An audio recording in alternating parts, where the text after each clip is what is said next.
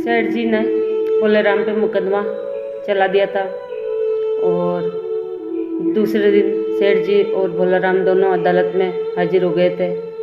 बारी बारी सेठ जी के अनेक गवाह आते रहे और जब जज ने भोलेराम से पूछा कि आपका कोई गवाह है क्या, तो भोलेराम ने मना किया कि मेरा तो कोई गवाह नहीं है।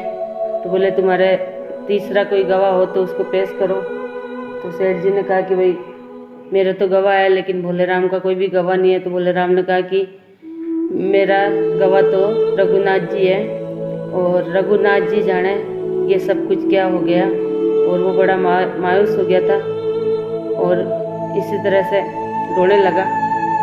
ठीक है, जज एक दरिया दिल आदमी था और उसने सेठ जी की बात सुनी। बात सुनने के बाद में उसने ये सोचा कि कोई रघुनाथ जी कोई गांव का थर्ड पर्सन आदमी है तो कोई बात नहीं, इस सीधे साधे व्यक्ति के लिए गवाही देगा तो शायद ये बच जाएगा। सेठ जी जो है वो एक बेईमान आदमी है तो ये तो पैसों के बल पे बच जाएगा, इस गरीब का कौन है। ये सोच के उस रघुनाथ जी नाम के आदमी को ढूंढने के लिए एक नोटिस जारी किया और उस डाकिये के हाथ में दिया और कहा कि ये इसके भोलेराम के गांव में जाना और गांव में जाके जो भी रघुनाथ जी नामक आदमी है उसको ये नोटिस देना जो भोलेराम को जानता हो और उसको बोलना कि वो गवाही देवे आके और भोलेराम के साथ में इंसाफ करे। डाकिया वो चिट्ठी लेके पूरे गांव में घूम गया। उसको जो है रघुनाथ जी नामक कोई भी व्यक्ति नहीं मिला। आखिरकार गांव के बाहर एक बहुत बड़ा मंदिर था जिसमें रघुनाथ जी की मूर्ति थी और वहाँ पे एक पुजारी काम करता था, वो भोलेराम को जानता था। तो डाकिया घूमते घूमते उस मंदिर के पास पहुँचा और पुजारी से पूछा कि कोई रघुनाथ जी है।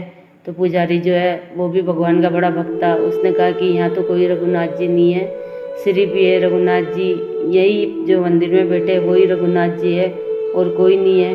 तो डाकिये ने जो है वो चिट्ठी पुजारी के हाथ में दे दी और पुजारी जो है वो चिट्ठी लेकर मंदिर में गया और मंदिर में जाके रघुनाथ जी के चरणों में रख दी। और चरणों में रख के पुजारी ने ये बोला, हे भगवान, उस भोलेराम का कोई भी नहीं है और इंसानों के नाम तो संवत आते देखा, लेकिन आज पहली बार रघुनाथ जी को जो है अदालत में बुलाया गया है किसी व्यक्ति के लिए। हे भगवान, आप जाना जरूर और उस जो है भोलेराम की सहायता करना। पुजारी भी दरिया दिल था और वो तुरंत चिट्ठी रख के अंदर गया और अंदर जाके नए वस्त्र लेके आया और उन्होंने रघुनाथ जी की मूर्ति को वस्त्र पहनाए और वस्त्र पहना के पुजारी जी ने प्रार्थना की कि आप कल अदालत जाओगे तो नए वस्त्र पहन के जाना प्रभु, वहाँ पे उस भोलेराम का जो है मजाक बन जाएगा। इसी तरह से के उसने मंदिर का दरवाज़ा लॉक किया और घर चला गया। दूसरे दिन जो है वापस अदालत में पेशी थी। सेठ जी और भोलेराम दोनों वहाँ उपस्थित थे। जज ने जो है सेठ जी के गवाह तो आए, उनकी गवाही ली, पर भोलेराम का कोई गवाह नहीं था और जज ने तुरंत आवाज़ लगवाई कि भोलेराम का गवाह अदालत में हाजिर हो। रघुनाथ जी जिसका नाम है भोलेराम का गवाह अदालत में हाजिर हो।